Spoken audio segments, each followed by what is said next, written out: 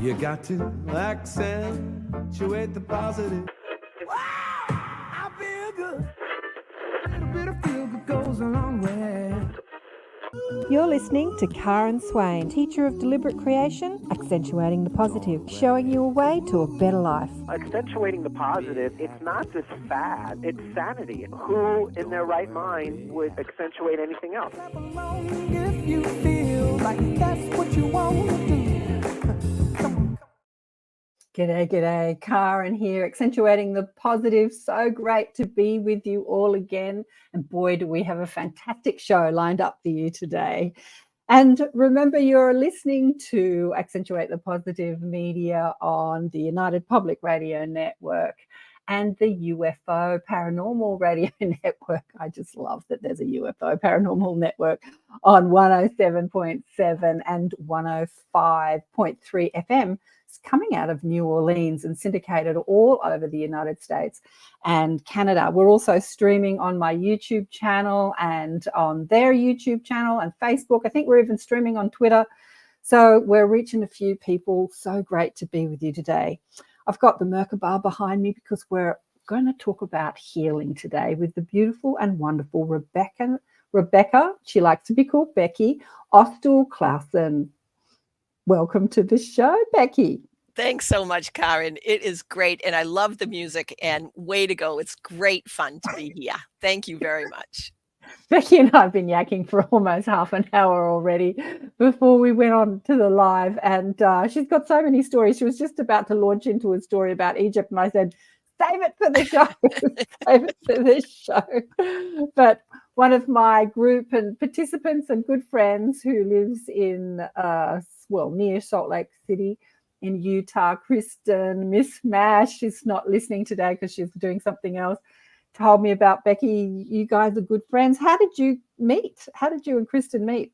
Good question. We met at the International Association for Near-Death Studies. And actually what was happening was I was teaching Reiki and I set up the room ahead of time so that it's very comfortable and relaxing and such. And I walked outside before I started to set up the room and we were in a hotel. And there was this lovely person sitting in the lounge. And I said, can I help you? And she said, yes, I'm here to volunteer. And I said, you're here to volunteer for? And she says, the International Association for Near-Death Studies. And it was their annual conference. I think it was like 2 years ago. And I said, well, as a matter of fact, I'm ready to head to the cemetery. And I don't know if you feel like driving me to the cemetery, but I would like to go to the cemetery because there's a totally cool grave site that I wanted to see. And she said, sure. And that was Kristen. And it turns out the grave site that I was visiting has a beautiful wheelchair on the top of the gravestone. And the child that had passed had been in a wheelchair his whole life. And then he passed about the age of 12. And it's a beautiful picture of him standing on the arms of the wheelchair, raising up his hand, looking at the life beyond with a big, huge smile on his face. And it turns out that Kristen has a brother that was in a wheelchair. She knew exactly where this was. And it was fantastic. And that's how I met Kristen. She ended up staying for the whole conference. And now she's in charge of logistics and she's very involved with ions and she's totally fantastic. And we've become friends. And so that's how we met. Darling one, she is totally fantastic. I agree. I concur. I had her on the show about 4 or 5 weeks ago. Yes. And then played the recording on this network. It was the first show that came on this network, on the United Public Radio Network, and that was Kristen. I think it was like 7 years. I said, I want to talk to you on the show. She's like, I'm not ready. So after 7 years, we got her on the show. Because I have to say, in those 7 years, so much happened. But we could talk about Kristen all day. She's going to be like, why are you talking about me? Let me talk about you. Let me tell people a little bit about you. So Rebecca Austill-Clausen, who likes to be called Becky, had a spiritually transformative experience in 1995 when she discovered her ability to communicate with her brother who had passed, even though she thought she had no psychic skills or spiritual ability, psychic or empathic abilities at the time. Becky struggled with how her spiritual awakening and eventual spiritual transformation could mesh with the everyday world. She kept her spiritual adventures quiet for over 20 years. That's amazing. You don't have to keep them quiet anymore, I think, while exploring multiple avenues, including, oh my God, there's a huge list here: shamanism, after-death communication, Reiki, meditation, sound healing, past life regressions, automatic writing, crystal energy, and even adventures with the fairy realm. Oh, love that. And you've been an occupational therapist, and you're a Reiki master, award-winning author, international speaker. You're just awesome. In 2016, you sold a large rehabilitation private practice that had grown from a one-person operation to a staff of over 350 therapists, serving 100,000 clients specifically to share your spiritual journey. And your book is called Changemaker: How My Brother's Death Woke Up My Life, became a multinational award-winning book. And your website is your name, Austill-Clausen.com. And somebody is calling me. Don't you love that? So, Becky, let's go into how all this, can you hear that calling me, or is it just me hearing it? I can hear it, but it's a lovely sound. How do I stop somebody calling me? There we go. No. Don't you love it? There we go. Okay, let's go into how this started and when you started talking to your brother. Sure. Well, thanks for that amazing introduction. My gosh, it's quite something. In 1995, my brother passed, and I couldn't understand why he passed. He's 37 years old. I think everything in life is positive. I could find absolutely nothing positive about the fact that my brother died. At that point, I thought he died. And I'm filled with grief, and my heart was the only thing I could feel in my heart was grief. And about 6 weeks after he passed, I'm riding my horse through a Christmas tree farm, and that day I received the best present of my life. It was November. It was middle of November in Chester Springs, Pennsylvania, and we had just had our first frost, and there were icicles hanging from the trees and rainbows were sparkling. My brother had passed of AIDS, and it was in the 1990s when just thousands and thousands of people were passing of AIDS, and it was so lovely to see all these rainbows and all these sparkles and all this new growth that was happening from our first snowfall. So anyway, I opened up my heart just a little and said, "Thank you, universe, for a beautiful day." I closed my eyes, and there was my brother. And he was in human form, wearing a black and red plaid flannel shirt, dungarees, and sandals. And I seriously had never, ever, ever done this, heard about this, was not psychic, was not spiritual. I had no idea that this was possible. But my brother David was real. It felt luminescent. The scene was glorious, filled with love. I started to talk with him. I just started to talk with him and realized in a second that I could send thought, and he was great and I was great. I mean, gosh, I'm with my brother again. And I looked to the right, and there were my grandparents, Abe and Bessie Dole. They had passed about 10 years before, holding hands like they always did. Beside them was Edward, our childhood friend, and he had passed about 6 months ago. Beside Edward was a friend of mine, Holly, who had passed 20 years ago. And I thought, oh my gosh. And I looked behind them, and there were about 24 other people, all that I knew that had passed. And I looked back at my brother, and behind him was a golden arch. Now, I had talked with my brother about 3 years before this, and had asked him if he had been tested for AIDS. And he turned away, and it was the hottest 10 seconds, longest 10 seconds of my whole life. I didn't expect him to turn away. And he said that he was HIV positive, and I didn't know what that was, which seems ridiculous now, but I didn't. And so David asked me to not tell anybody. Please, he wanted to be kept just people treating him the same way. And so I had no support system. which was okay because I'd do anything my brother wanted. But I found myself in a local bookstore, Barnes and Noble in Exton, Pennsylvania.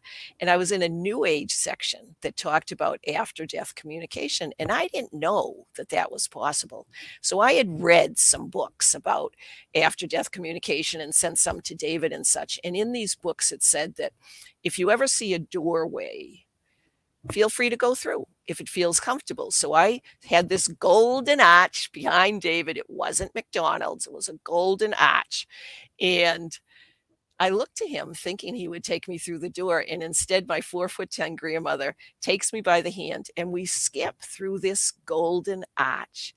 And on the other side was a fuchsia colored land. Now, my husband Jeff and I have two wonderful sons, Kenny and Ryan, and now they're in their mid-30s. And they, as you can imagine, have heard this story a few times. And they said, Mom, do not say fuchsia. And I'm like, well, why not? And they said, it sounds like you're tripping. It sounds like you're high. It sounds like you're loaded. Just don't say fuchsia. But it really was fuchsia. And so I'm in this fuchsia colored land. And this time I hear my dad's dad, my paternal grandfather, because the grandparents that I had seen were my mom's grandparents. This is now my dad's father, Gramps. So I hear Gramps, didn't see him, I heard him. And he says in a very loving manner, he had passed about 15 years ago, come over here. And he takes me by the hand and we fly through this fuchsia colored land for what seemed like hours, reminiscing, enjoying being together, having a lovely time. And all of a sudden, my horse starts to move. And so I'm sitting on the horse. The horse is starting to move. And I said to Gramps, Gramps, I need to go back. And so we did this U-turn in this fuchsia colored land. The horse is moving, come to the golden arch. I fly through the arch. I land right in front of David. Horse is still moving. There's my grandparents and Edward and Holly and all, everything's the same. And I say, I need to go back. And Karen, it was so amazing because what I heard from everybody all at the same time was, we will always be here. We will always be here. I pulled up the reins and sat there on my horse for about 20 minutes and thought, what just happened to me? And it's the first time I really believed that life was eternal. It was fantastic. It's an incredible story, just an amazing story. I want to ask you, were you on the horse the whole time this was happening? Yes. And was the horse moving? Yes. Oh, no, wrong. Sorry. The horse was not moving while this was happening. But the horse was, it turned out to be, the horse was very spiritual and very receptive and very aware. And I have all sorts of horses, all sorts of stories about what happened with the horse. But this was the first time that I had actually had a meditative experience on the horse. Her name was an Astra, A-S-T-R-E, which means star. And so I'm like, all right, great. Yes. So I was on this horse that was not moving while all this was happening until that part where she started to walk. Sorry, get me back on that. She started to walk. So this whole experience happened in sort of a nanosecond on Earth, but you felt like you were communicating with the other side for a while, yeah? The whole thing happened in about 20 minutes because I had somehow was aware of the time before this all started. And so it was about a 20-minute period, which it seemed sort of amazing that the horse would stand still for about like 15 minutes or so. Yeah. But yeah, maybe, it was interesting. It felt like hours, absolutely felt like hours. Well, there's no time. I mean, there's no time when we travel to different realms. And I had this business where I was billing 5-minute increments, and it took me years. It took me years to understand how there could be no time. But there is no time. There's only time on Earth. Mm-hmm. And so, it was the whole thing took about 20 minutes. Yeah, it's amazing. I was listening to you on Kathy Mason's show last night. Who's fantastic. Kathy, shout out to Kathy, she's gorgeous. And I'm sure you've shared that story a million times because it happened so long ago and you've been on so many shows. But I love the bit where you say you were grieving, but then in the middle of the grieving, you stopped to appreciate something. And so you shifted your vibration and you moved from grief or sadness into appreciation and love. And it Yes. sounded like that appreciation felt like bigger than just, oh, isn't that pretty? It was just like, it sounded like it was like, oh, isn't that amazing? And in that frequency, you had access to the other realms, which was a similar frequency, because we have to acclimate our energy to be able to reach that. And you didn't know that you could do that, but wow. Were you asking at the time, I wish I could talk to my brother, or where are you? Like, were they questions that were in your mind after he died? Absolutely not. Yeah. I had no Absolutely idea. not. No, I had no idea that. Well, I shouldn't say I had no idea, because I had read a lot of books, but I had never, ever, ever experienced it, nor did I believe that I could experience it. But there must have been a part of me that allowed myself to travel into this other realm, and it was fantastic. So then what happened was, I'm sitting on the horse. I believe that life was eternal, and I'm like, I have got to do this again.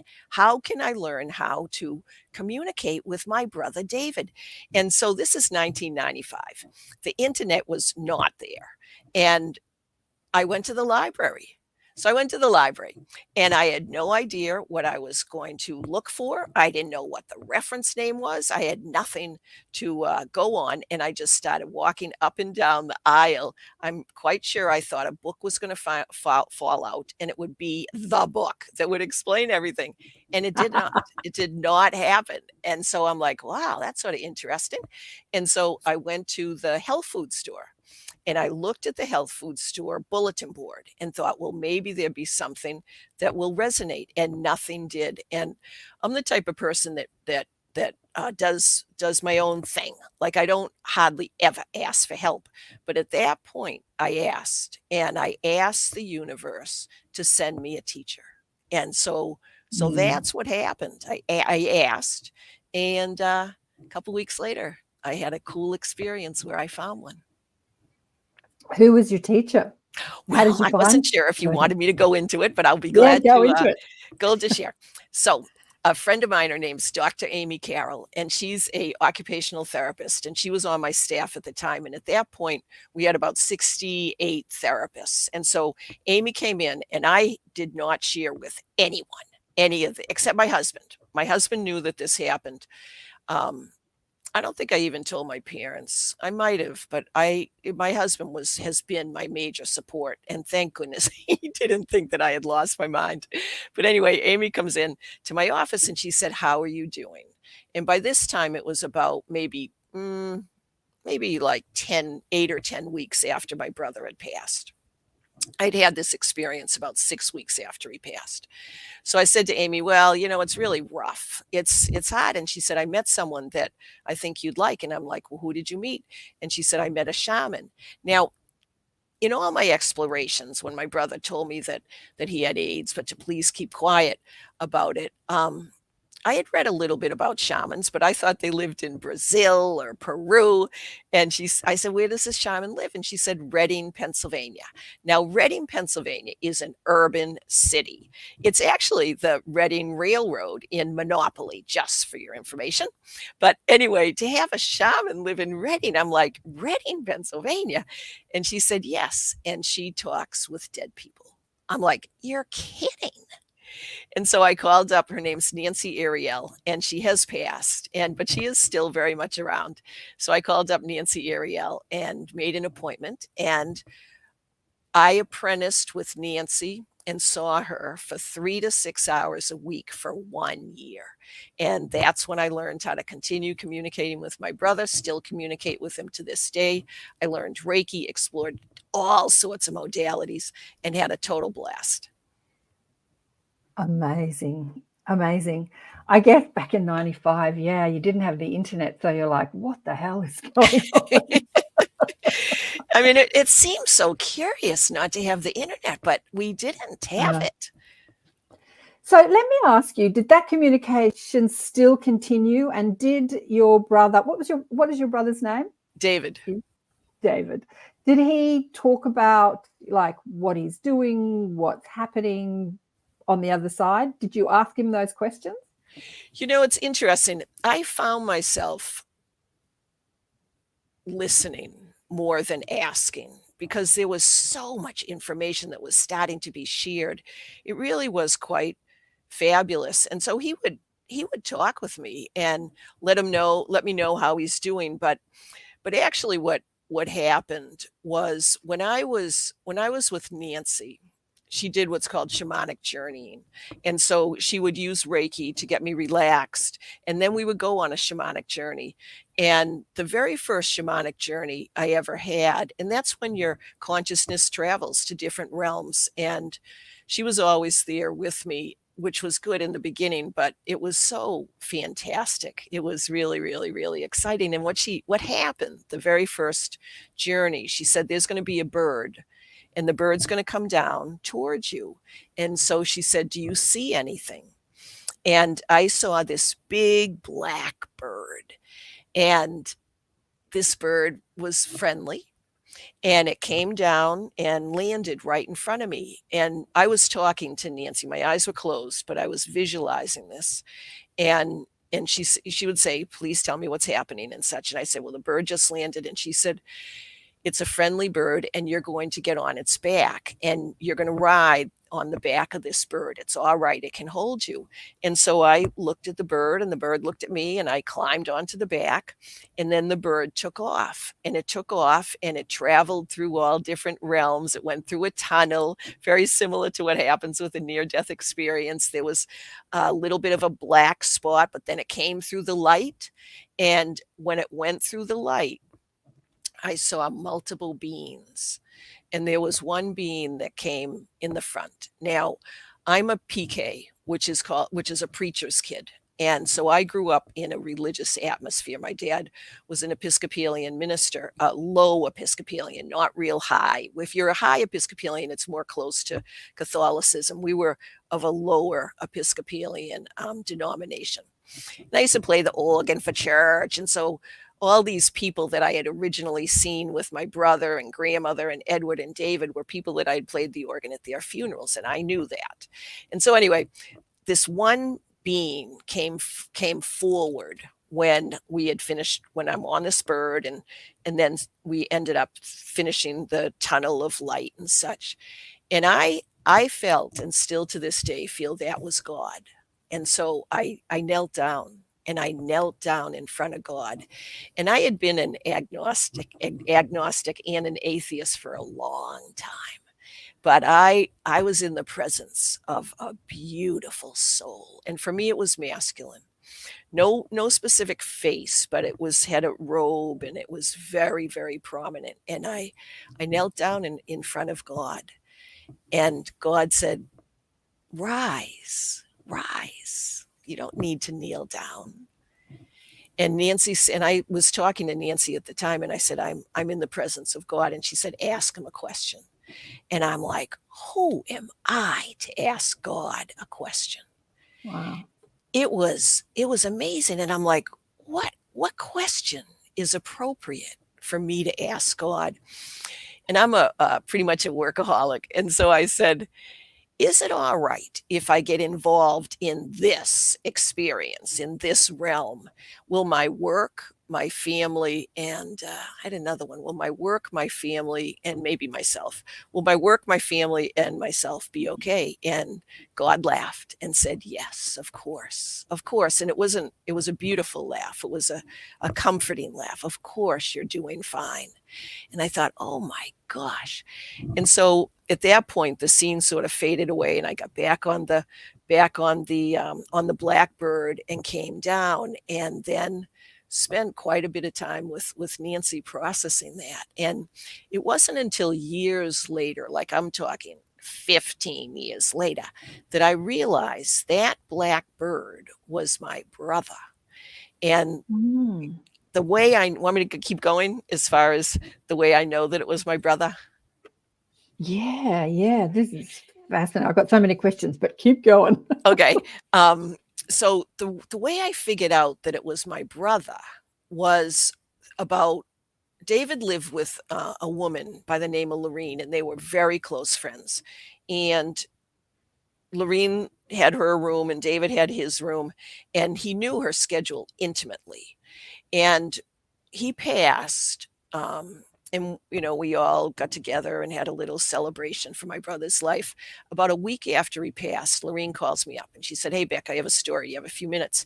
And I said, "Yes." And she said, maybe it was a couple of days after David passed. She said, I went into the bathroom. I went into the bathroom at 7 o'clock in the morning. And I always go into the bathroom at 7 o'clock in the morning. And I heard a knock. Hopefully you can hear that.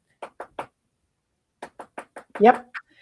And she looked around, and she had a claw tooth bathtub, and she looked under the bathtub, and she opened up the closet, and she looked underneath the sink, and she kept hearing this knock. And she's like, where is this knock coming from? And she had a dog named Bubbles. And so it was a Bichon dog, and it was going nuts. It was just going round and round and round and round. And all of a sudden, Lorene looked up, and she looked up at the ceiling, and there was this big black bird, and it was knocking on whatever you call it, anyways, this window on top of the room. And so she goes to the closet, and she gets a broom, and she says, "Go away, go away." And the bird went away. The next morning at 7 o'clock in the morning, she goes into the bathroom again. And immediately she hears, and it's the bird again. And she had left the broom there. And so she swishes it, and the bird goes away, go away. The third day in a row, she goes back 7 o'clock in the morning. And what does she hear? And she looks up at the bird, and she says, "David, I know it's you. I'm okay. I love you. I miss you. And the dog is going nuts."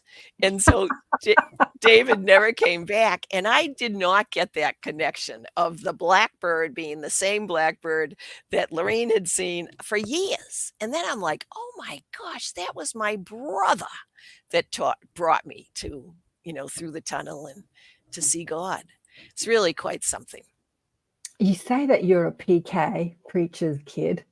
And so I didn't grow up in any sort of religious background, and I was quite agnostic, as you say, like you. It's funny that you were agnostic after being brought up as a preacher's kid. I was. That's interesting.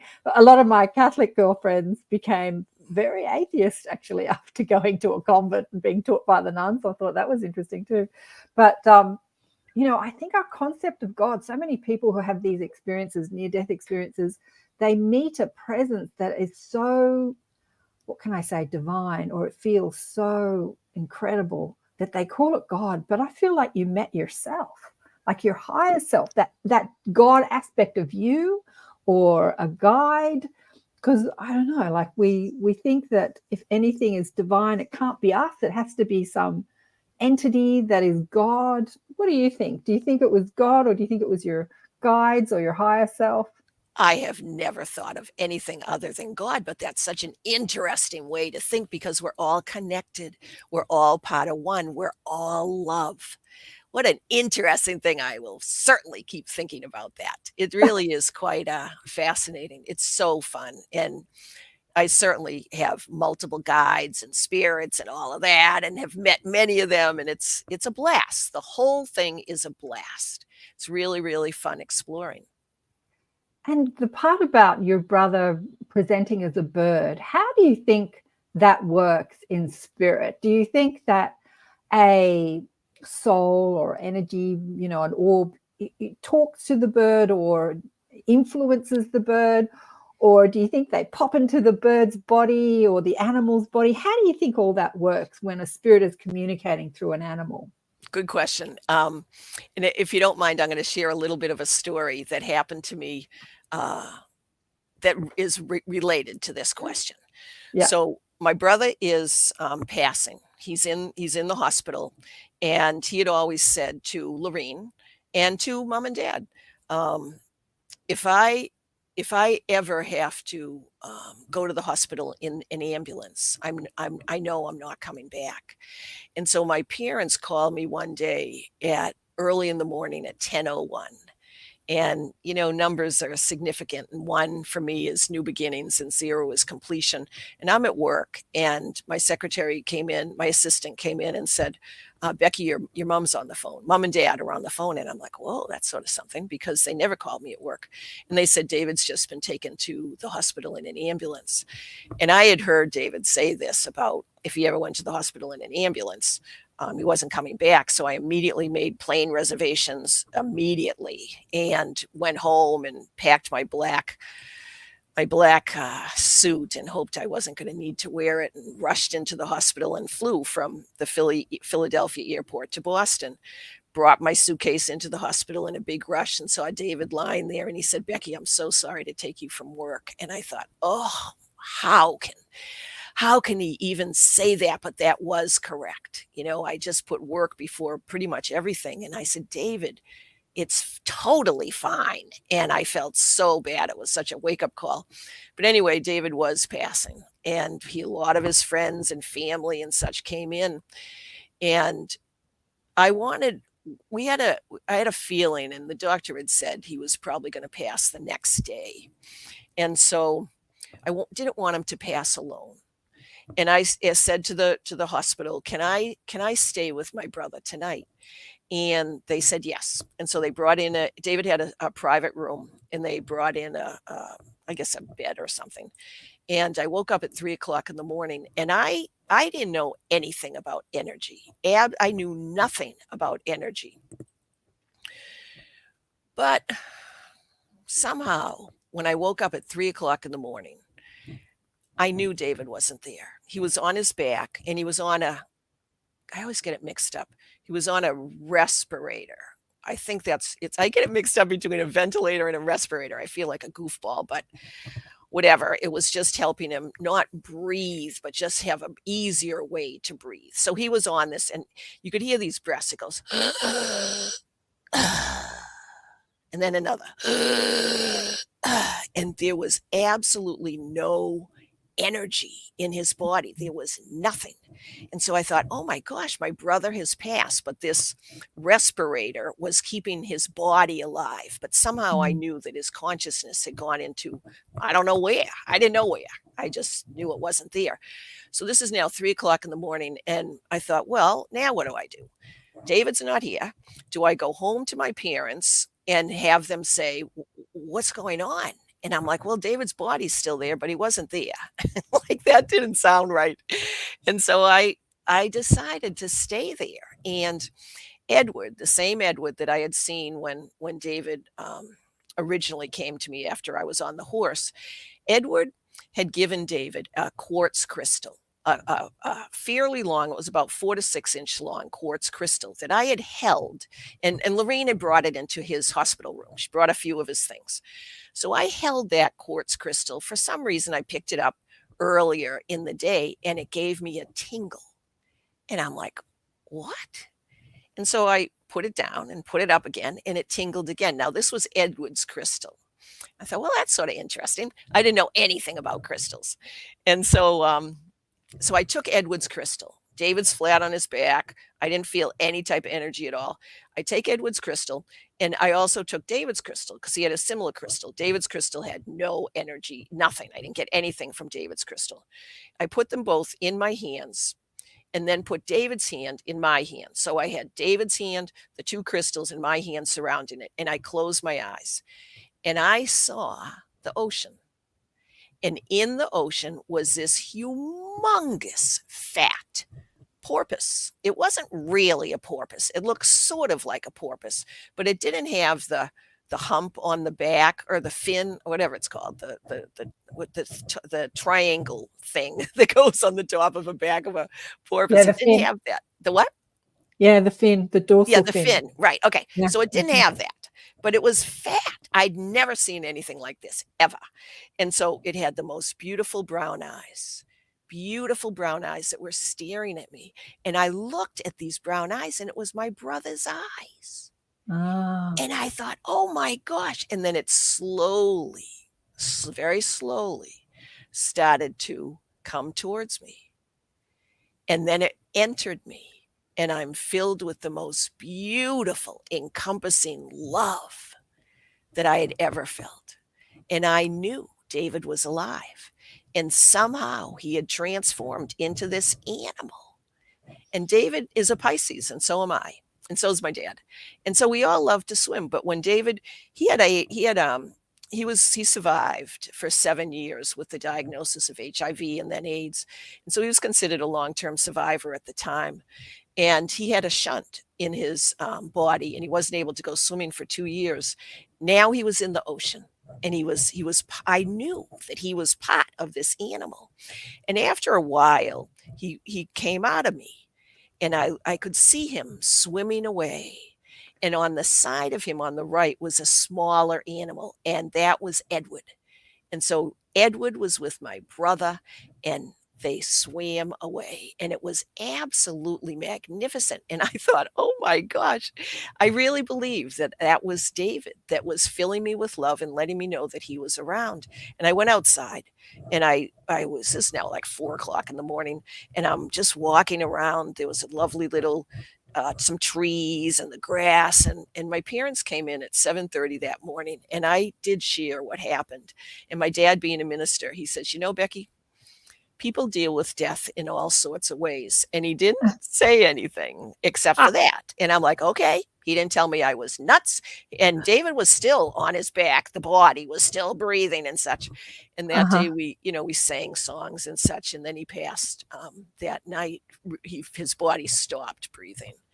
But it really was quite something. And so the answer to your question is, I do believe that our souls from other realms can enter animals and spirits and sort of take them over for a time, and then they leave. And I do have a final part. I don't know if I'm going too long or whatever, but I have a final part to this story if you want. Well, I just want to remind people that you're listening to Accentuate the Positive Media on the United Public Radio Network and the UFO Paranormal Radio Network, streaming out of New Orleans on 107.7 and 105.3 FM. And yeah, I want to hear the rest of it. So you think that the consciousness of who we are as spirit talks to the consciousness or the soul that's inhabiting an animal's body and says, shove over, I'm coming in. Well, I think they say it nicely. Can I just take over your body for a minute? I've got a message to send my loved one. I do. That's what I think. Now, I don't know if that's right, but that is what I think. Yeah. The final story part of this story is about, I drew a picture of this animal because I didn't know what this was. And it was on a little pink hospital pad, the memo pads that I brought home, and I showed it to my husband. And I said, this is the picture of what I saw. About maybe 2 months later, our kids, and they were, I guess, maybe about 8 and 6 years of age. They were looking through Life magazine, and they saw the animal that I saw. They didn't know it. And they said, oh, I wonder what this is. And I looked at it and like, oh, that's the animal. And I ran upstairs and got this pink memo pad and brought it down and showed it to my husband. And I said, this is the animal. And what it was a manatee. I had never seen manatees before. And so it was a manatee. And I thought, oh my gosh, now why would my brother be coming as a manatee? But David had done some sailing and things, and he knew that manatees were on the brink of not being able to survive, because sometimes boats would go over them and they would hurt their backs and such. And so I thought, oh my gosh. And so of course I joined the Save the Manatee Fund immediately and got pretty involved with them for a while. And it really was quite something. And so I have these 2 kids now that are like 8 and 6 or 7 and 5, whatever they were. And it was interesting explaining to them why I was crying, and what happened. And and I let them know that in my opinion, I believe my brother was alive. And it really was quite wonderful to be able to share that experience with my two young kids and to have my husband support that whole concept as well. It was nice. Wow. And he came as a manatee there. That's beautiful. Yeah, that's beautiful. So he's sending you a message like, check out the manatees and what's happening to them. And yeah, wow. Can I tell you another story about a bird? Sure. I just want to acknowledge people that are watching online. Oh, sure. Well, I'm sure there's more than just the gals online, but the gals are talking. We've got Shirley, and Wendy says, I can hear your Boston accent. Yes, it is a Boston accent. Kirsten, Sherry was the first one to pipe in. Desley, we've got the gals online. So I just want to say hi to everyone. And me too. Listening. Hi. Thanks so much for being here. And we're doing a group catch up after the show, right on 8 p.m. Eastern. It's 10 a.m. Sydney time. For people who want to join on Zoom, let me know on Facebook or YouTube, and I'll send you the Zoom link. And Becky said that she'll come in for 10 or 15 minutes to meet you and answer any questions, because it's about an hour and a half show. So I didn't want to keep her too long in the group, but the group is just to catch up and chat about anything you want to talk about, life after death, ET experiences, psychic ability, anything you want to talk about. But yes, please go into your next story. Loving this. It relates to your question about animals and what happens with our consciousness, and how do animals come into, how does our how does the consciousness of life beyond enter animals in this physical realm? I ended up writing a book about the first year after my brother passed, but then I kept having all sorts of interesting experiences. And one of the things that happened was a neighbor had a son that passed, and his name's Cam, C-A-M, Cam. And we join backyards, and Cam passed when he was, I believe, 14. And so I was standing in my garden and looking and sending love to Cam's home and parents and such. He had just passed. And I hear in my head, Mrs. Clausen, I didn't know that you could do this. And I thought, oh my gosh, who is this? And it was Cam. And so I said, Cam, I'm so sorry. How are you doing? And he said he was doing okay, but please tell my mother that I'm okay. Well, I wasn't sure I wanted to go over in the early stages of them being very sad that Cam had just passed, and said, hey, I just talked to Cam. I wasn't really sure that was the best idea. And so I said, Cam, I will. And he said, please do it right now. I said, I can't, I just don't think it's the best idea now. But I did go, of course, to the wake and to the funeral, and the flowers that I got matched the flowers that they had picked out. All sorts of synchronicities. But it really was quite something. And I was able to share the fact that I did talk with Cam. And I wanted to write up a story about this. And I gave it to the parents and said, is this all right if I get this published? And it was going to be with another group.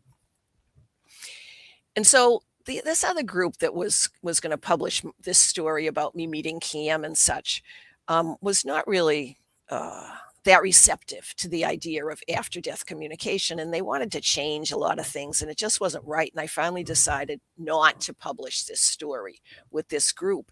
And so I'm sitting in my backyard. It was fall, and I'm typing essentially the resignation for having this story in this potentially soon to be published book. And a bird came and sat on my computer. So I have the computer screen up, and the bird, I'm outside, and the bird comes and sits there. And I'm like, well, this is interesting. And it was I think it was like a little wren. And honest to Pete, this bird stayed for 15 minutes, and it was going back and forth, walking on the top of my laptop and looking at Cam's house. And so I'm like, oh my gosh. And so I went in, I just was able to focus for just a second. And it was Cam. I asked, who are you? And are you Cam? And it was Cam. And it's been so interesting to be able to tap into different consciousness of animals and ask them who they are. And the same bird, it had a funny little eye, had a funny little eye. About a month later, this same bird came to our bird feeder. And I immediately could tap into the energy and knew it was Cam. And I thought, oh my gosh, it would be totally awesome if I could get a picture of this. And at that point, I think my husband came right by and he took a picture of this bird Cam because I had put out my finger. Now, this is a wild bird. I put out my finger and the bird landed right on my finger. And my husband was able to get that picture. And I think to this day, my Facebook picture is that picture of Cam on my finger as a bird. And so the thing that I always encourage people to do when we see animals that remind us of our loved ones that have passed is ask, just ask. Mm-hmm. Ideally, get calm, couple of deep breaths, close your eyes if you want. I always encourage people to close their eyes because I think sometimes we get distracted with all the visual activity going on, and then ask and believe whatever you receive if it resonates with you. 98% of the time it's going to resonate. But if it for some reason doesn't feel right, then just disregard it. But that was Cam. And so, yes, animals absolutely can hold the spirits of our loved ones. And I do believe the spirits of our loved ones just come on in and absorb that energy and become that animal that we will remind us on this earth that it's them, that they are still alive. Yeah. Yeah. The animal kingdom. Yeah. It's amazing. I had my cat ran past the window a couple of years ago with something in its mouth, and I went racing outside. What have you got in your mouth? And it had a tiny, weeny little baby bird in its mouth that was not doing too well. And I rescued the bird from my cat and did a healing on it and kept it overnight. But as I was healing this bird, I tapped into the consciousness of the bird kingdom, and oh my God. We talk, in the spiritual community, we're talking about oneness and unity all the time. But these beings live inside that experience. I felt one with every single other bird on the planet. I don't even have words to explain what I felt. And so there's something about the animal kingdom that has that on tap, that unity consciousness. Even though they eat each other and kill each other, they're still unified. It's really quite extraordinary. And I think that that's where we're heading as humanity, moving back into that consciousness. Even though we're so much more intelligent, so to speak, than animals, they have something that is that connection to the unification of source, the oneness of source, that we as humans have forgotten. I agree. Yeah. And that's beautiful. You explained that beautifully. You know what, Becky, I have no words to explain what I experienced. And I think that I can only say that when people talk about their NDEs and that they move back into that that energy of being one with everything, and then they try and talk about it afterwards, it's like, I get it now. Yes. I got it from a bird, but yeah. But, like so many people are leaving the planet now, and death is such a big concept. A big story in many people's lives. There was a beautiful healer that died the other day, and all the people on Facebook are talking about her and sending tributes, and hundreds of photos on her tribute page. And just reading the comments of all the healers that were connected to her, there's such joyous comments. There's many sort of condolences type comments, but there's so much like, oh, you finished, what you came to do here, and I'll see you in the other realms. It's so interesting being, in a community full of healers and spiritual teachers, where death becomes a joyous thing and not a sad thing. What do you want to say to people about death and if they've going through a death what do you want to say to people about that? First of all, I'm very sorry. I'm very sorry that you have had the experience of losing the physical connection with your loved one. And so I absolutely send you lots of love and lots of support. Please know that they're still alive, that they can communicate with you, that you will receive a message from them. And I encourage you to believe. A lot of times we get messages within the first couple of days, and these are messages that remind us of our loved one. And if you can, if you get an animal or a radio song that you turn on your radio and there's their favorite song, or you turn on the TV and there is their favorite TV show, the first thing that happens, say thank you. Thank you. I love you. And the tears are fine, because of course we're going to start crying when we are so intimately reminded of our loved ones, but that's them. And they are sharing their love. They're sharing their continuity of life. We do not die. We are spiritual beings living a physical existence. We're not physical beings. We're spiritual beings. And we have a short, limited time here physically, but we will meet up. And we have a family. We have a soul family. And most of the time, the people that we are friendly with and part of our family on earth will remain intimately involved with us at all times. And so I encourage you to believe it really is real. And there's all sorts of studies these days. I got so many messages when I think it was, I don't know, NBC or ABC or whatever, some big TV station had Life is Eternal. And there's all sorts of movies now these days about the continuity of life. Like it is real. It is absolutely real. And we all can tap into it. We all can believe. We all can receive that communication and that validation that our loved ones are still with us. Sometimes they need to be healed. Sometimes they do need to be healed, and then they come. I've got a fun story about that if you'd like me to share it. Yeah, it's really interesting how things are changing. I do want you to share it. It's just so fascinating. Like, I've been doing this for a long time, like you. And, my spiritual wake-up call was the death of my mother when I was a teenager. And actually, I put out a book called Awakened by Death. Have you ever been on Sandra Champlain's show, We Don't Die? Have you been on her show? I haven't been on it, but I've listened to it and I know her. And because she comes to Irons. And so, yes, she's absolutely awesome. I don't know. She's still doing the show. Anyway, I met Sandra at the beginning of the show journey, and she's one of the authors in the book. And I was going to call the book originally Surviving Death. And then Leslie Keane's put out a book just called Surviving Death. And then she's got this, here's a fruit for Leslie. She's got this Netflix series called Surviving Death. And I was so upset that she took my name.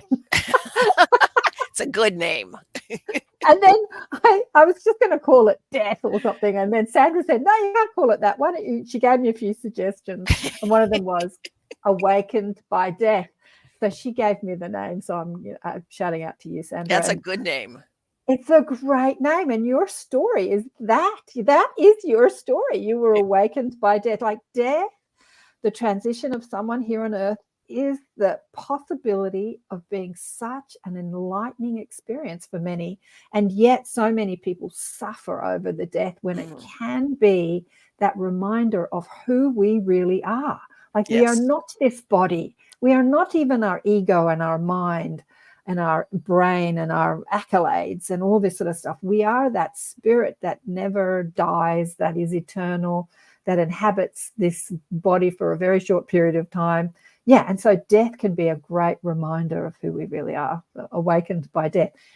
And again, I want to remind people that we're on 107.7 and 105.3 FM, streaming out of New Orleans United Public Radio Network and UFO Paranormal Radio Network. And what was the other story that you had? There's no questions, but there's some great comments. But if you have any questions, we're going to meet afterwards on Zoom. I know there's another show straight after mine, so I don't want to interrupt that show. But if you want to continue this conversation, but please share your other story, Becky. Well, first of all, I'm so sorry that your mom passed so early for you. And the story that I have is about my mom as well. My mom had 13 years of sciatic pain. It's terrible, terrible pain in her back. And she was challenged by this pain. It's the first time she ever had it. She was in Nova Scotia and was taken to the hospital, and they had to clap her back. I mean, meaning that she had to, be clapped on her heart in order to get the heart to beat again. But anyway, Mom passed, and I didn't hear from her for 6 months. I did hear one thing. I was there when she passed, and she said, thank you. And she said it with great love. And it was my sister Pam and myself that were there. But I didn't hear from her for 6 months. And I didn't go and ask for her to come. I wanted to, just let her be. And I knew she'd come. I had no doubt sometime she would be there. So she always used to do puzzles. And my husband was doing a puzzle, and I was looking over at this puzzle, and all of a sudden in my head, I hear my mom, and she goes, "The piece goes right there." And I'm like, "Oh, Mom, how are you?" And she's very focused, very focused. "The piece goes right there." And I'm like, "All right, Mom." And we did try the piece, and it almost went right there. It didn't exactly fit. But to this day, Mom comes as a bird, and she comes as a robin, because she always, always, always fed the birds, and robins were, I guess, probably her favorite bird. And so when a bird or an animal comes right up to us, and it acts in a non-bird like fashion, that's sort of a clue that something's happening with this bird. And that's when you ask, "Who are you?" And so my husband's got very good at this. "I think your mom's around." And I'm like, "Why do you think that?" And he says, "Well, this bird came right up to me and has been with me for 15 minutes. And it's really quite validating and very enlightening and fun to have that happen." And so, of course, I Yeah. say, "Thanks, Mom. Love you so much. And it's wonderful to have you here." You're making me shiver, Becky. You know that we're doing this. It's the 8th of April here Down Under. I mean, it's the 7th over there. I know it's the 7th, but everyone's talking about the eclipse, the eclipse, Oh, the eclipse, right.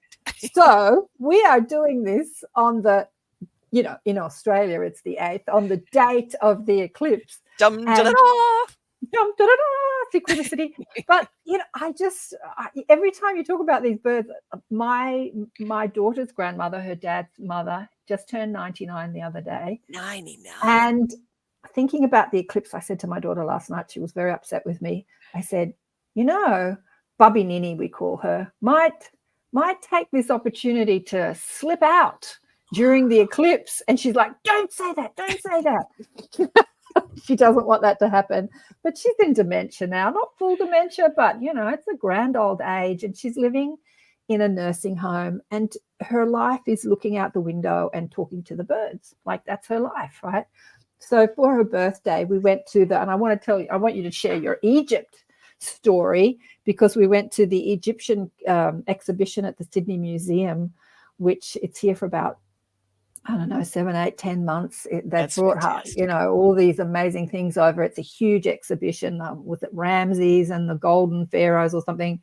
And we bought her for a birthday a little wooden bird from the gift shop, which was totally overpriced. But anyway, to perch on her window. What do you buy a 99-year-old?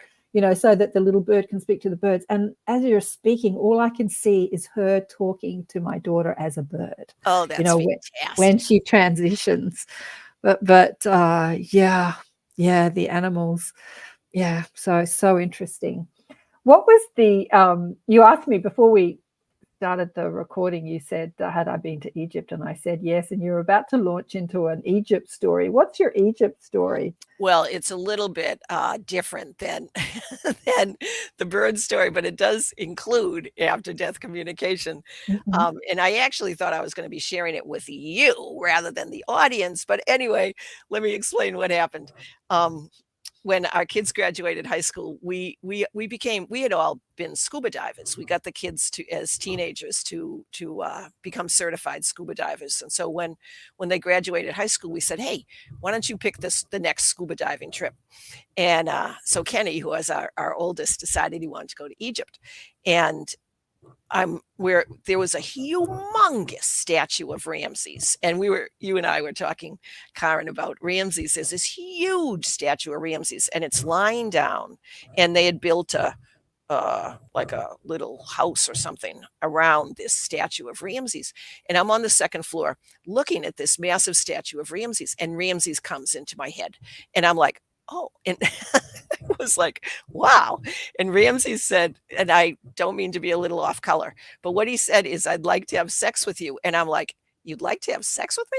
And it was so most curious type of conversations. And I didn't know anything about Ramses.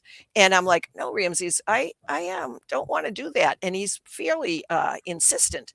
And I thought, wow, this is really quite something. And so he and my husband was looking at me and he could tell that I had sort of gone into another realm because I was very much concentrating on not the statue, but listening to what Ramsey was saying. And it turned out that Ramses had about 130 wives. And Yeah. I'm like, wow, this is really quite interesting. So we explored. So anyway, nothing really happened at that point, but Ramses kept coming back. And we ended up at the I think it was the southernmost tip of Egypt. And there was a humongous statue of Ramses sitting with, it was beside a mountain. And he had a lot of these different wives around and such. And I had brought my laptop because I do automatic writing and I wanted to write exactly what Ramses was saying. And I had spent a good amount of time, because we were in Egypt for a couple of weeks, I guess, a good amount of time communicating with Ramses that you don't have to just have sex. You could have a relationship with love, and it would be really nice to have a relationship with love. And we got down to this place. I'm sorry, I can't remember where it was, at the southernmost part of Egypt. And there's Ramses, and I'm got my laptop out and I'm getting ready to write his messages. And he got it. Like, he actually understood what I was saying, that we could have a relationship that did not involve physicality, the physicality of sex with someone that, of course, is on the other side. But it was such an interesting experience. I had no idea whatsoever that Ramses had like 130 wives. And in fact, his personality certainly lended itself with me to how and why he had 130 wives. It was quite something. Well, that's really fascinating. Having just gone to the Ramses exhibition, Annika, my daughter, I went with a friend of my daughter. She went traveling on a scarab. She was looking at a scarab and she went through a portal and went traveling through Egypt to stay connected to Egypt. But I thought I was playing tourist. I really didn't do the traveling thing because we're in a museum surrounded by people. But actually, I got a lot of information about Ramses during that exhibition, because it's just so, I don't know, the information that comes in now is just so normal to me now. I don't even think of it as something different. And he was telling me that, that he was an ET, and that he was at the beginning of the decline of us into density, and he was trying to share his DNA. That's why he had so many children. Interesting. So that humanity could stay more connected. But he fell under the sort of power hungry ego stuff too, and he did some not so great things. They didn't say this during the exhibition at all. This is what he was sharing with me, but he was reigning at the beginning of the fall of humanity back into density, where we started to forget our connection to source or to spirit. And he was trying to upgrade, like keep the DNA going by having all these children, It go makes out. sense, actually. Yeah. So he was communicating with you something about that, I He would was. suspect. Like when he said, let me have sex with you, let me share my DNA with you. Yeah, it's so fascinating. Egypt's a fantastic place. I called it transformational. It was really, really special. And we ended up going back there again, and it's magical. My husband and I were scuba diving in the Red Sea, and it was in February 2020, and we were on a liveaboard, so we didn't know anything about what was going on with the world, because we're in a liveaboard going scuba diving 5 times a day in the Red Sea. And we get out, and it was right when COVID started. And we then went to Egypt, and we're with the camels and the pyramids and such, and we're like, oh my gosh, people were starting to wear masks. And when we went to the airport, you had to have your temperature. And if we had stayed there about another week, we wouldn't have been able to get out. Yeah. And so it was really Egypt. I love going to Egypt. It's a beautiful spot if you need some guides and such, but it was really quite lovely. It's an incredible place. Yeah. And you can have a terrible time there and you can have a transcendent time there, because it's such a dichotomy, really. It was a place on earth where civilization, before we fell into density, was an incredibly enlightened, spiritual, incredible, civilization lived in that land, lived on that Yes. place of the, I suppose they lived on other places on the earth too, but they left their mark in Egypt. It was the continuation of the Lemurian Atlantean period, moved into Egypt. And then they were showing me, my guides were showing me at the Ramses exhibition, that his reign was the beginning of where humanity fell into density. And I'm like, oh, that's interesting. Because what they were saying on the movies that they were saying that he reigned before they built the pyramid. And my guides were saying, no, the pyramids were there. The pyramids were built by the Atlantean energy. And Agreed. Thoth, was an ET that lived in Atlantis, who carried on into the Egyptian empire. So did you have any connection to past lives in Egypt when you were there? Actually, I did. And first of all, it is such a blast talking with you about this, Karen. It's really, really fun. When actually I had a connection to a past life in Egypt when I was that first year after my brother passed. And I described this in my book, Changemaker, How My Brother's Death Woke Up My Life. But Nancy took me on a past life regression activity. And we went through the process, and I walked through a door, and she said, look at your feet. And I was barefoot, and I was a man, 18 years old, and I was in Egypt. And I find it interesting that I was in Egypt with Nancy when I was doing the past life regression, and then have gone back a couple more times. But anyway, I was serving as I guess a servant.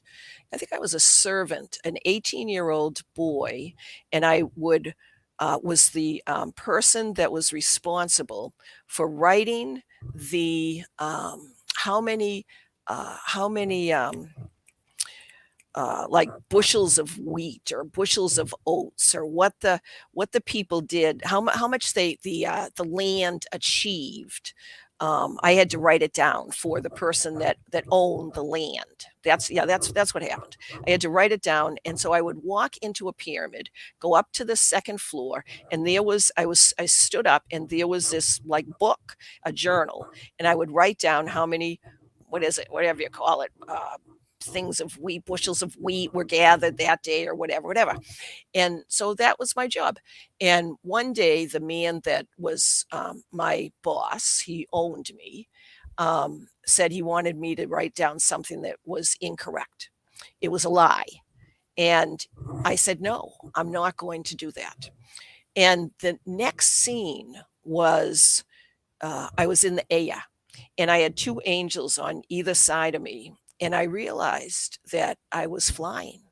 And so I was flying in the air with these two angels. And then there was a big commotion down in some square in Egypt. And we flew closer, and there was a scaffold. And on the scaffold was a man hanging from the scaffold. And it was me. And I looked at this man, and I realized, oh my gosh, that's me. But here I am, alive. I'm still alive, and I'm with these angels. And I thought, oh my gosh, I had been killed by my boss because I refused to lie. And I was like, okay, Beck, well, that's understandable. And I was pleased that was happening.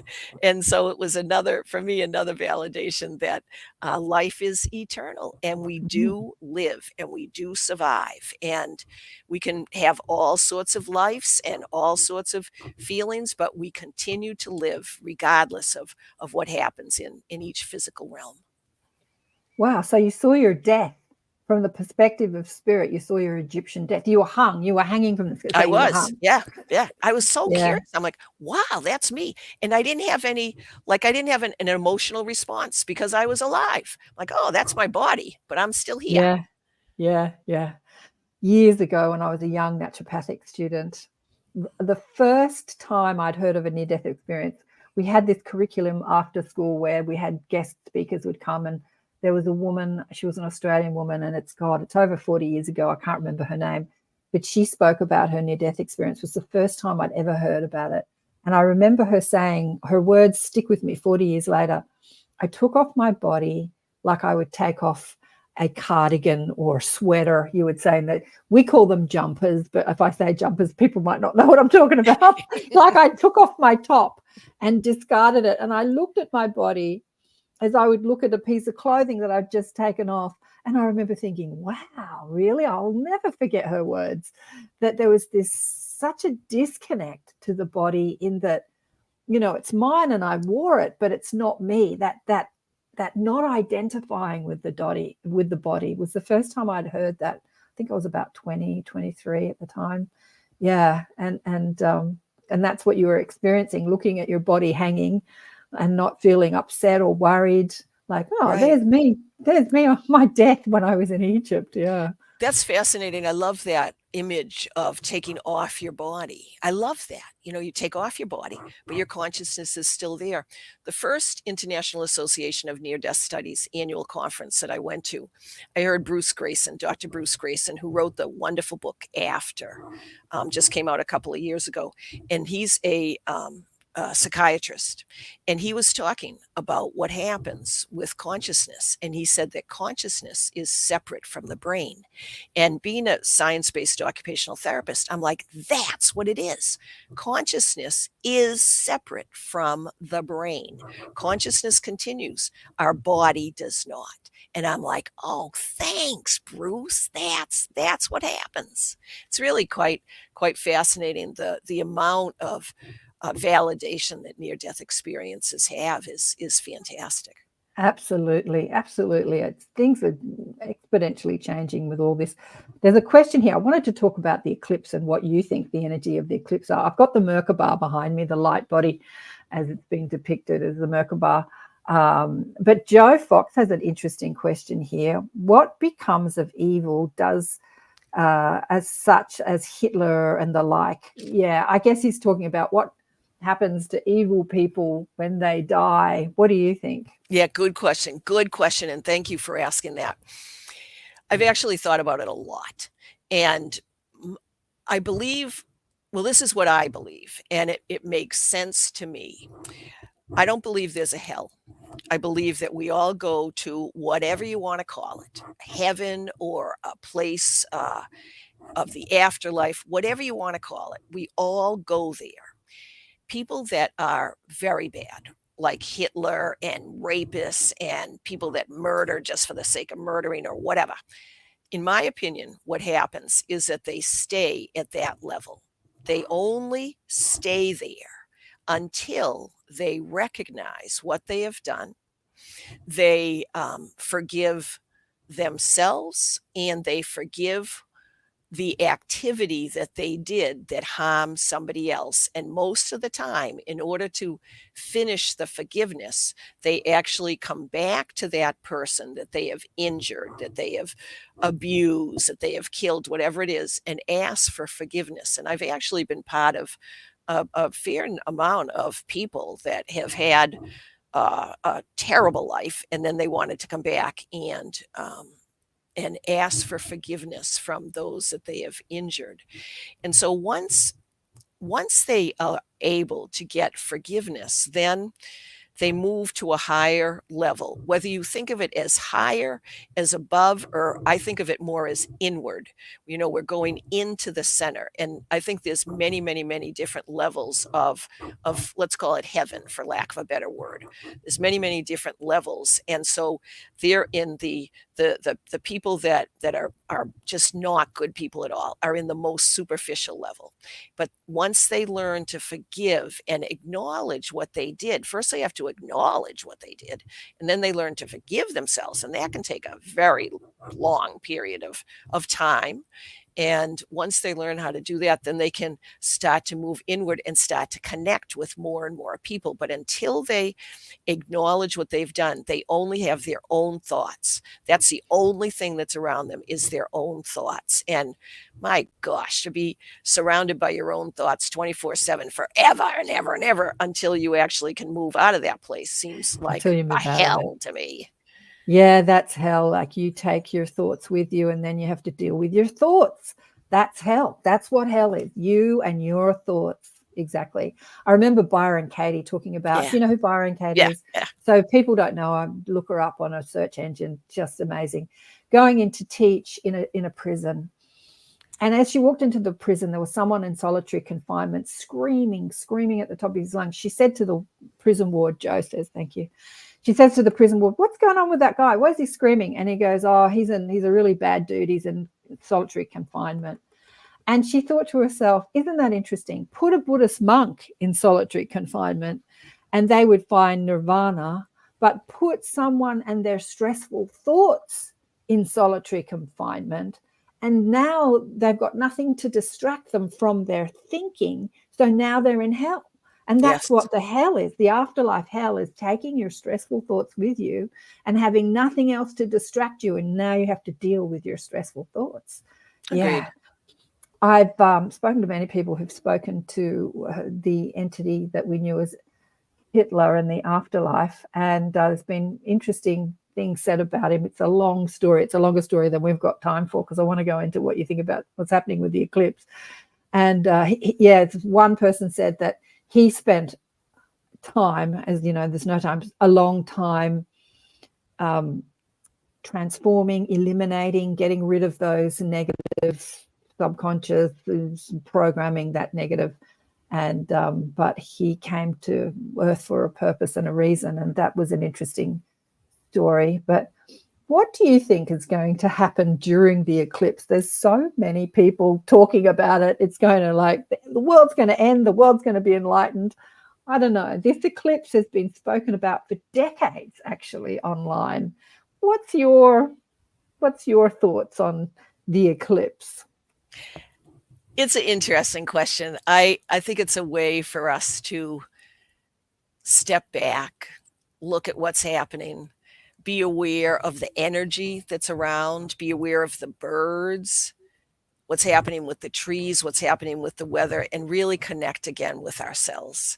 It's a time for us to recognize that we are just one part of the entire holistic connection of all. And so I think it's a way to spur us on. I do think we're in an environment of change, and I would be surprised if there's a lot that happens during the eclipse as far as on a big earthly level. But I think individually we can use it as an opportunity to grow and expand and receive love, because love is the connection between everything. I concur. I absolutely agree with you. I don't see any big cataclysm happening on Earth, but there are little cataclysms happening everywhere. We're flooding. Sydney flooded the other day. Where my daughter is up north, that's flooding. Like, there's earthquakes and volcanoes. It's like that's happening, and it's ramping up. And it's kind of happening around the eclipse, but it's happening all the time anyway. Yes. But yeah, it is an opportunity for us to go within and find some healing. We haven't even spoken. We've been chatting for like nearly an hour and a half. We haven't even spoken about your healing work. I thought we're going to make this all about healing today, but we didn't. But I guess it is healing, what we've said.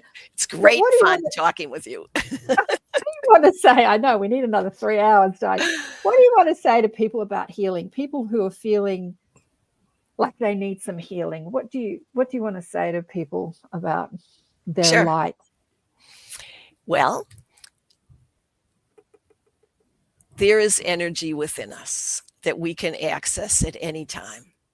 And it's the energy of natural healing. And my favorite modality is Reiki. And Reiki is natural energy healing that you can learn in one day. Now, you think, how valid can something be if you can learn this in one day? But you actually can. And I teach it all the time, universities, I teach it to medical professionals. I used to teach it online during COVID. It really is quite something. And so I would encourage you, if you're interested in in helping yourself heal, because what Reiki does is it helps our cells heal and it helps us heal others. Now, I said helps us because it's actually each one of us that does our own healing.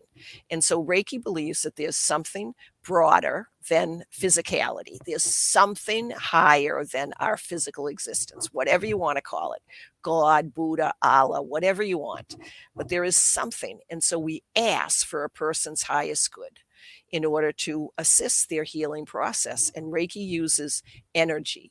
And a lot of times we use our hands, but you can also just use intention, and you visualize energy going towards a person that has given you permission. You must always get permission in order to provide healing, at least during the Reiki concept, because it's up to each one of us to heal. It's not up to somebody else. We come onto this life, onto this earth, because we have a purpose. And it's our choice. We have free will to determine when we want to be healed, how we want to be healed, what we want to heal. And so it's each person's own responsibility to help heal themselves. And so then the Reiki practitioner is just the intermediary. We're like the empty bamboo rod where we ask for a person's highest good to be received. It comes through us and it gets sent to the person who we're providing healing to, and it's the person's own body that does the healing. And all you have to do is search Reiki, Reiki, Reiki near me. That's all you have to do, Reiki near me, and then trust yourself to choose a Reiki practitioner, and it works, and you can learn it in one day. I mean, some people take 2 days, but it is that effective and fast, and it's a blast, and it works. It's interesting. People use the word Reiki. I did Reiki over 40 years ago, and I was taught with someone that really stuck to the traditional Japanese teachings. And it was a very strict, and it was secret, and you couldn't tell anybody. And I didn't fall for all that sort of secret stuff, but it was my first introduction into energy medicine. Energy is medicine. And I think that Reiki, the word Reiki, people do Reiki courses. It's so much more diverse. People bring their own wisdom and channeling to it today. It's not stuck to a like it was when I did it, but it seems to be an initiation into people expanding their consciousness and realizing who they are as an extension of source energy, and that they do have the ability to channel energy for themselves and others, and they can create their own reality, whether it is changing their body from sick to well, or helping another in that transition from illness to or pain to freedom. Yeah, it seems to be an initiation for many people that are exploring energy as medicine. I agree. Would you agree? Yeah. I agree. Yeah. It automatically raises our vibrational energy, and it facilitates after-death communication, actually. And I've thought for a long time, I'm like, so why does that? Why does it raise our vibrational energy? And the Usui form of Reiki, which is a classic form of Reiki, Miko Usui, from Japan, discovered it, and he receive some healing symbols, and these healing symbols are Japanese letters, and they are used to facilitate physical and emotional healing, long distance healing, energy work. They're used to facilitate that. When you're teaching Reiki, do you use the Japanese symbols, the letters? Yes. You still do. So you still use the classic Usui method. I do. Well, that's the way I teach it. And so I was like, what is the deal with these symbols? But millions and millions and millions of people now are using these same symbols. And so when you have millions of people having the same symbols and the same energy and the same thought about these symbols, it facilitates healing. So it jumpstarts the person's ability to learn how to heal, because everybody's doing it in a similar fashion with a similar belief. And so to me, it's what's called an attunement. These symbols are placed in our aura by a Reiki master.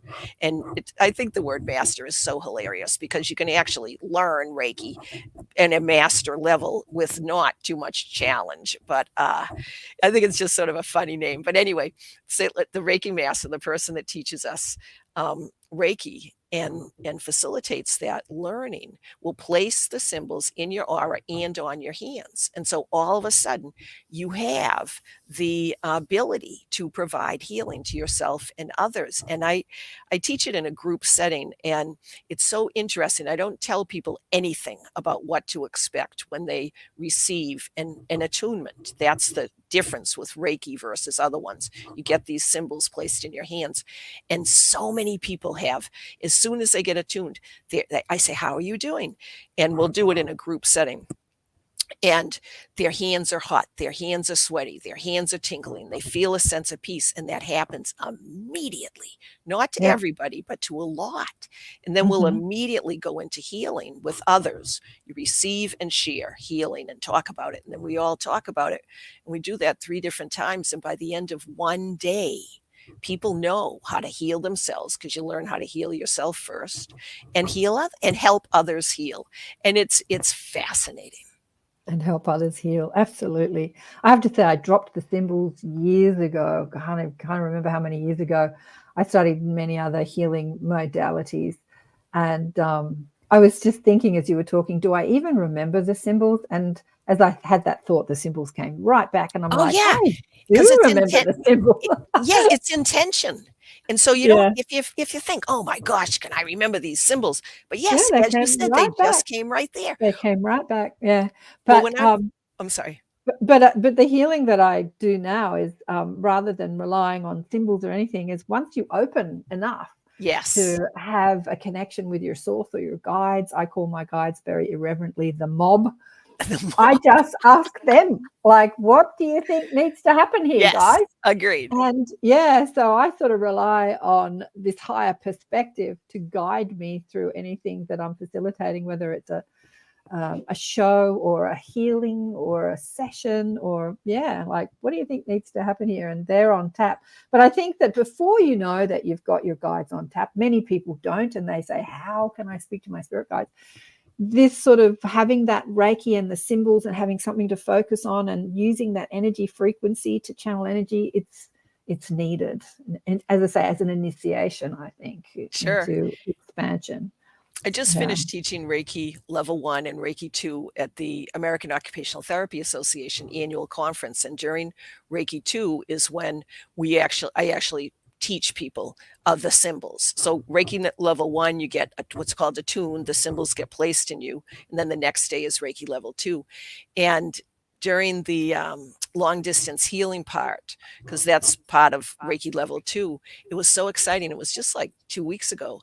One of the people that was there met her guide, her spirit guide, for the first time. She said, "Hey, I just met my spirit guide." I'm like, Right. "All right." So it really is Well, amazing. Well, I think this is needed, because during Yes. my Reiki 2 attunement, the woman that was teaching me did not have that knowledge of spirit communication. And I had all these images of people and crystals and spirits and places. And I'm asking her, what the hell's going on? She's like, I don't know, because she's just doing it. She's just doing it like, right, I'm going to do the attunement. Like, she's just doing it as she's been taught. But I think today, once you start opening and gaining access to, your guides and past lives and other people's past lives, and you just start expanding, because the energy on the planet is so different now than it was 40 years ago when I was doing my first Reiki initiation. Yes. That all this needs to be included in Reiki courses. They need people like you who have that, communication with the afterlife, if that's what you want to call it, or other realms or dimensions. It all needs to be included in what is called Reiki today, I think. Yeah. Well, what happened, But Karen, we've got only a couple of minutes left, darling. 2 minutes left. And I would like to send out a healing to people nice. who are feeling, as I say, I wanted today to be about healing and knowing that we are an extension of source energy, and we are powerful, and we're infinite creative potential is a healing in itself. But what would you like to say to people to send out a healing to the people listening to the recording, and to the world as we move through this transition of the eclipse that everyone's been talking about? Well, first of all, thank you so very much for having me here. It's been just a blast talking with you. And as far as getting ready to for the eclipse, and readying our bodies for healing, I encourage you to maybe close your eyes and give yourself a nice big hug. Feel the love that is coming to you from the universe. Feel the love that's coming to you from Karen and myself. Feel the love that you have within you. And now maybe place your hands on your heart. Feel that energy of love surrounding you and encompassing you, and know that it's there. It is always there. You're a beautiful soul. You're totally awesome. And it's wonderful to have you participate in this glorious event with Karen and myself. So thank you so very much. Thank you, Becky. And if you want to meet Becky, she's going to spend 10, 15 minutes with us in the group. We're going to go straight into the Zoom room and do a little catch up and maybe continue the healing. You've been listening to Accentuate the Positive on the United Public Radio Network and the UFO Paranormal Radio Network on 107.7 and 105.3 FM. Thank you so much. Thank you so much, Becky, for being with us on the show. Bye. It's been lovely. Now. Thank you. Bye. Cheers.